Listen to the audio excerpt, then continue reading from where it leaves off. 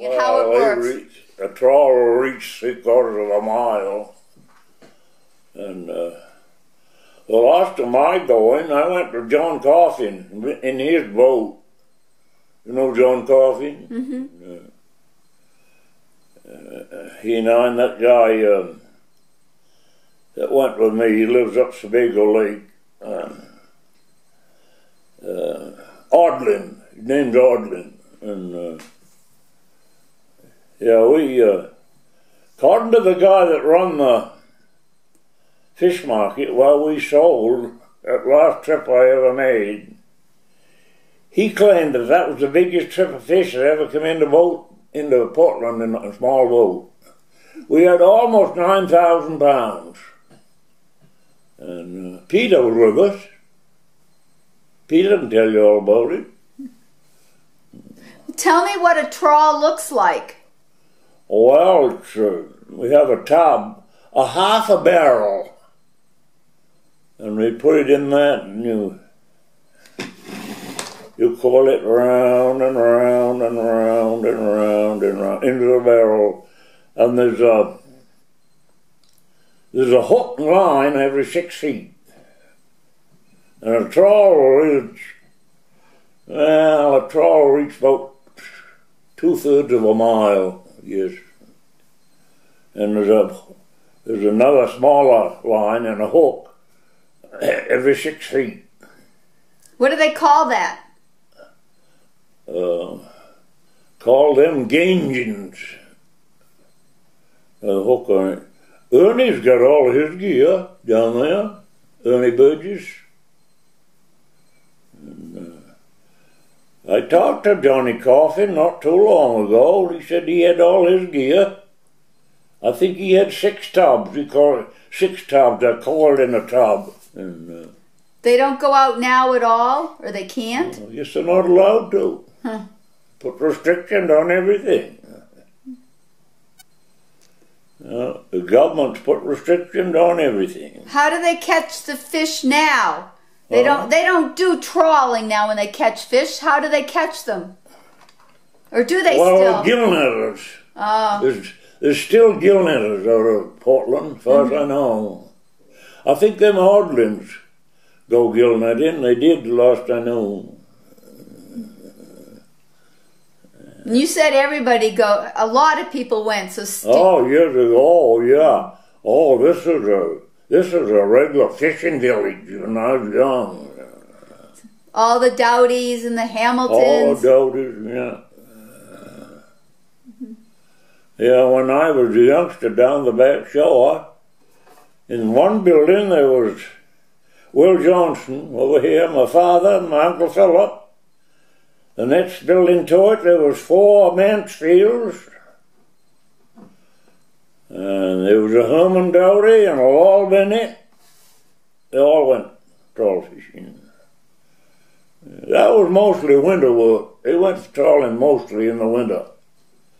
And, when did you bait the trawls? The day after you got home from fishing, you start right in baiting. Yeah. But a good baiter could bait a trawl in an hour. Yeah. In an hour, yeah. So how many trawls did you bring? 6. About 6. Sometimes somebody had another one, we'd have 7. But it would depend on how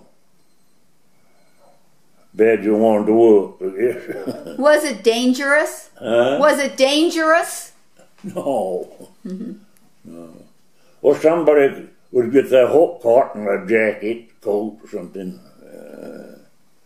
When I was a youngster around here, that's what they, 4th of July time, that's what they used to try to do. Get one of them small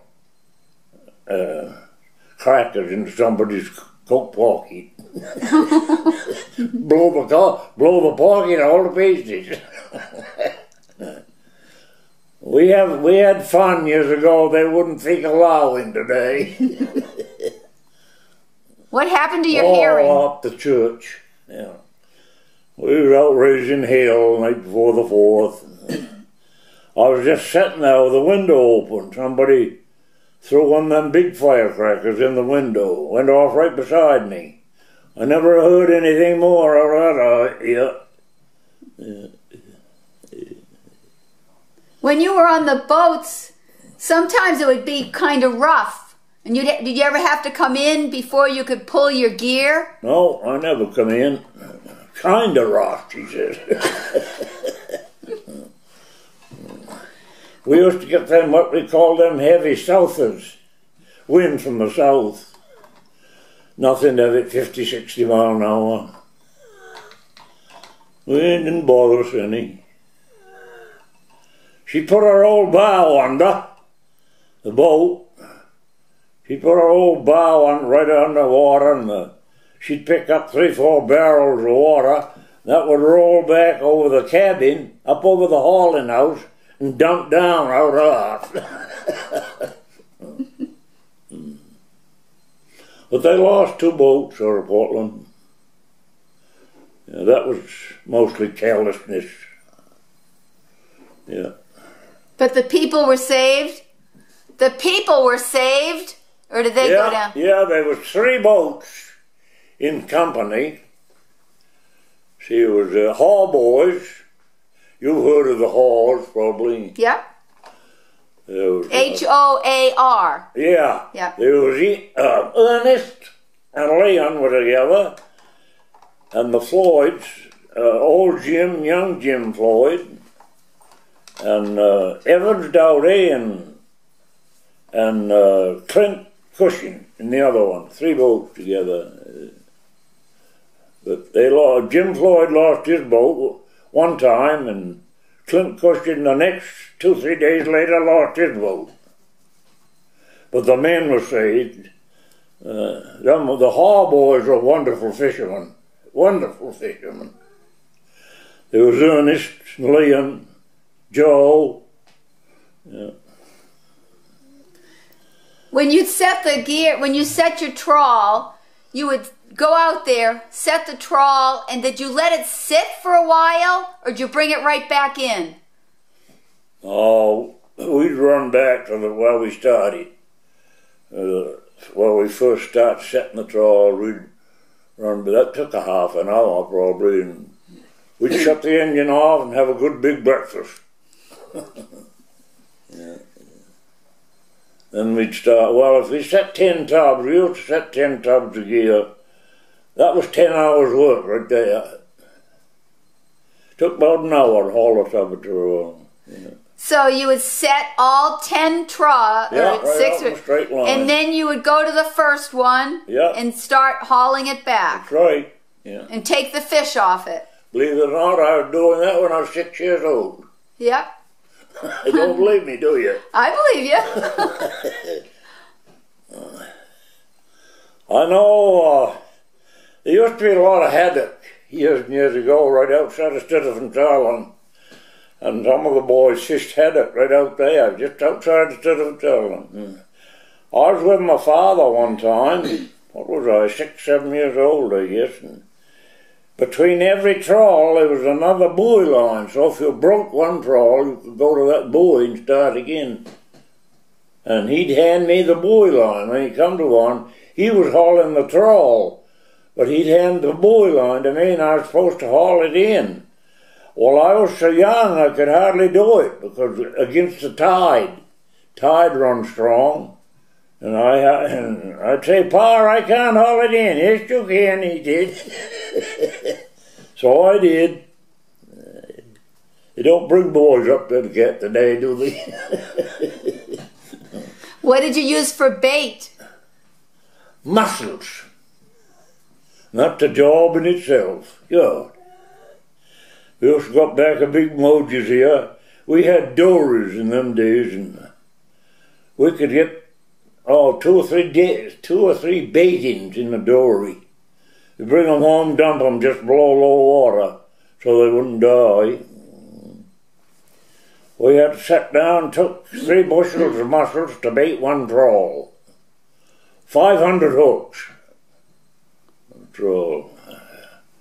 My father was summertime, he'd get up and go down to the back shore there and start shelling mussels about 3 o'clock in the morning. That's unheard of work today, isn't it?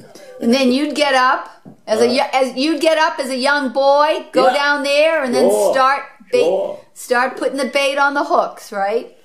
Yeah, you'll find all the boys did that, West End especially. Yeah, boys started work early. Well, they never went beyond the 6th grade down to Deer Point anyway. Their fathers took them out of school, right, by that time. They didn't go anymore. Sanford, on account of his teacher, Sanford did finish high school. But, no, he didn't bother with school.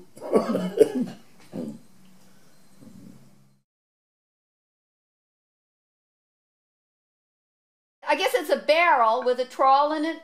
Yeah. Yeah, they'd evidently been out fishing. That was a codfish, big codfish. Big codfish? Do you know when this picture was taken? It's in Casco Bay somewhere. What kind of an engine did this boat probably have? A Hartford engine. Made by the Hartford people in Connecticut. And they was just one cylinder. You had to start, every time you start them, you had to start them up yourself. They had a crank in the flywheel. Take a hold of that crank, and she'd go. They're built all over Casco Bay, everywhere. And you used to go out to Jeffries in a boat like that? Yeah. Nothing wrong with that, was it? How long did it take you to get out to Jeffries? About 2 hours and 10 minutes. But that was from Cape Elizabeth. We took our departure from Cape Elizabeth.